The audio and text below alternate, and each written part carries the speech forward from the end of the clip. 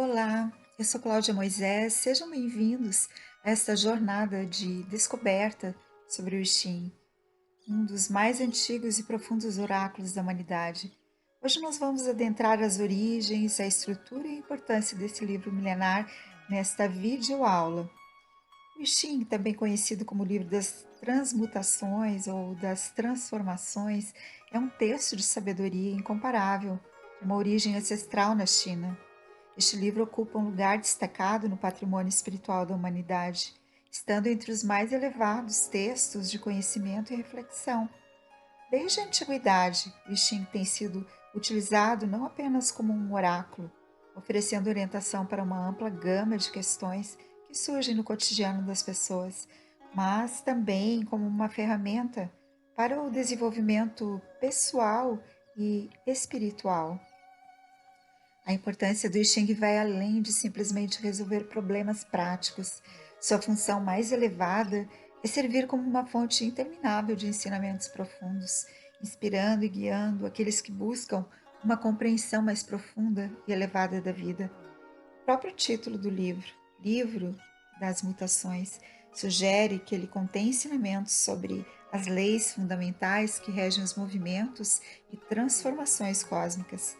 Essas leis não apenas afetam o universo em sua totalidade, mas também têm implicações diretas para a vida e o destino dos seres humanos.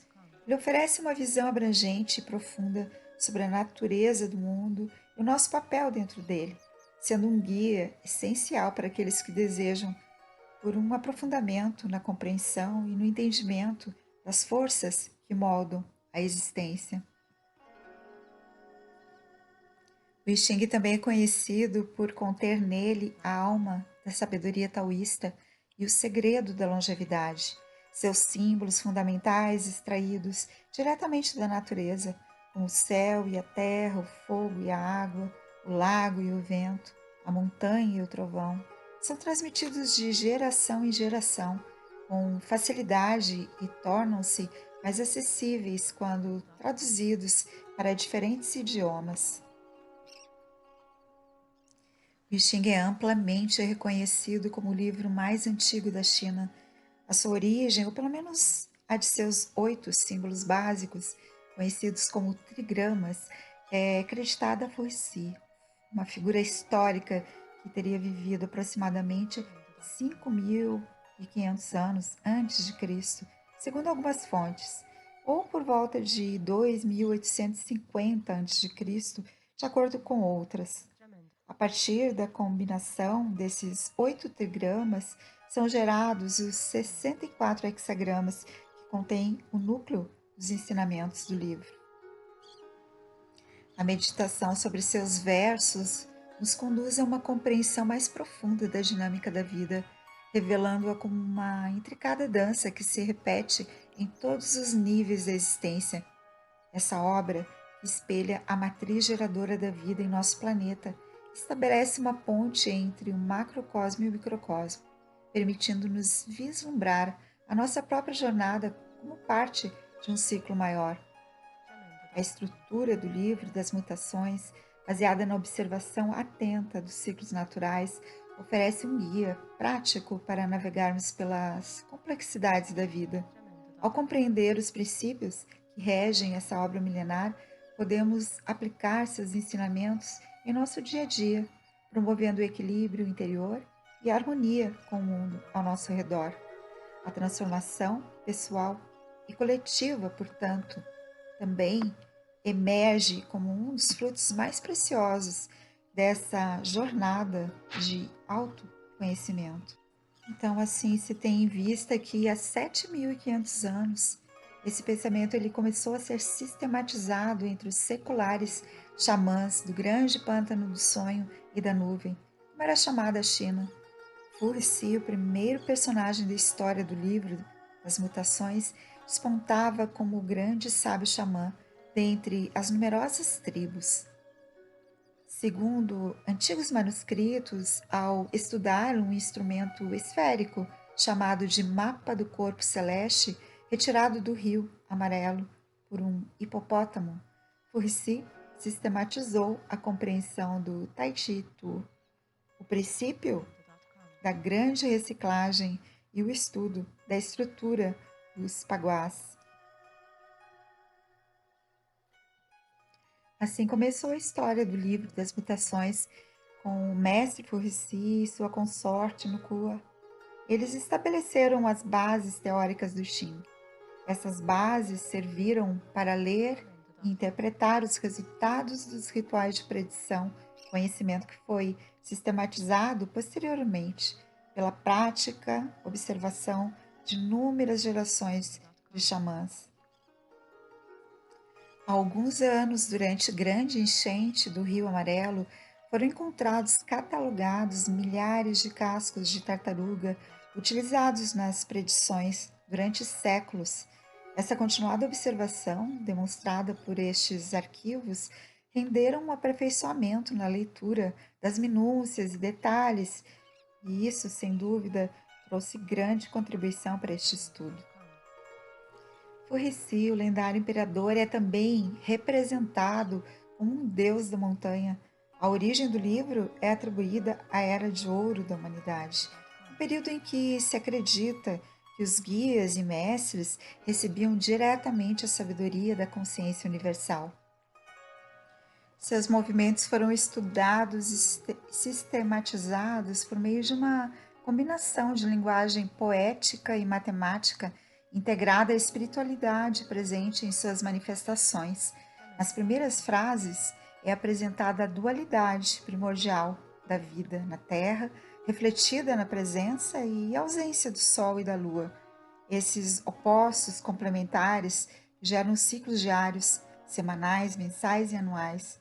Um aquece enquanto o outro resfria, um se expande enquanto o outro contrai. Essa interação entre os opostos, resultado no que Confúcio descreve como um progresso vantajoso, refletindo os grandiosos ciclos das esferas superiores do cosmos. Da observação da mutação se valem os xamãs, pajés e condutores de oráculos no mundo, que sabem da necessidade de compreender a transformação para poder atuar nela, de modo a participar de sua dinâmica com equilíbrio energético. Compreender a mutação significa saber identificar quais forças, naquele momento, estão a gerar a realidade e, além disso, identificar a fase ou momento no ciclo que essas forças estão mergulhadas e que fases de seu próprio ciclo elas estão a provocar. E ainda sobre a história do livro das mutações, é importante citar o trabalho de Confúcio, o livro-texto conhecido como As 10 Asas, que nos dá embasamento teórico no desafio de compreender e aprofundar o conhecimento no I Ching. O ideograma, como é chamado a escrita do nome chinês, por si só, repleto de significados simbólicos. O exemplo ao lado é Tai, o nome do hexagrama 11, que se traduz por paz. Os 8 tetragramas, os símbolos formados por 3 linhas, são os componentes básicos dos hexagramas. É a partir de seus atributos que se deduzem o sentido e os diferentes significados de cada um dos 64 hexagramas. Os trigramas, eles não servem apenas para interpretar o conteúdo dos hexagramas. Os mestres chineses são especializados em entender os ciclos e em oferecer orientações baseadas nas várias disposições circulares dos 8 trigramas. O hexagrama propriamente dito, que é a representação abstrata geométrica de cada estágio de transmutação, recebeu esse nome nas línguas europeias por ser constituído por 6 linhas. E aqui algo interessante, nós temos o ideograma Tai, né, significando paz, e esse hexagrama, ele se compõe do trigrama terra acima e céu abaixo, demonstrando que quando o céu desce para a terra e a terra sobe ao céu, então nós temos a paz. Trazendo um exemplo também do quanto que quando nos colocamos uns lugar do outro, podemos também gerar a paz. Outro personagem importante associado ao I Ching é o Rei Wen, fundador da dinastia Zhou, 1121 entre 256 anos antes de Cristo, a quem é acreditada a autoria dos 64 julgamentos, os textos que elucidam os hexagramas após 4.400 anos mais ou menos, desde a época de Fuxi, e estando mais distantes da fonte original. Até mesmo os estudiosos do conhecimento necessitavam de mais apoio e orientações para entender os símbolos primordiais que começavam a se tornar cada vez mais enigmáticos. Os textos das 6 linhas de cada um dos 64 hexagramas, totalizados em 384 julgamentos das linhas, são atribuídos ao Duque Zhou, filho do rei Wen. Esses textos completaram a formação do corpo tradicional do livro, que agora tem mais de 3.000 anos de história. Por fim, foi Confúcio, 551 a 479 anos antes de Cristo, quem moldou o I Ching na forma que conhecemos hoje. Seus comentários, que foram registrados em 7 obras, muitas das quais foram incorporadas ao próprio livro, facilitaram o acesso e a compreensão dos ensinamentos esotéricos desta tradição espiritual.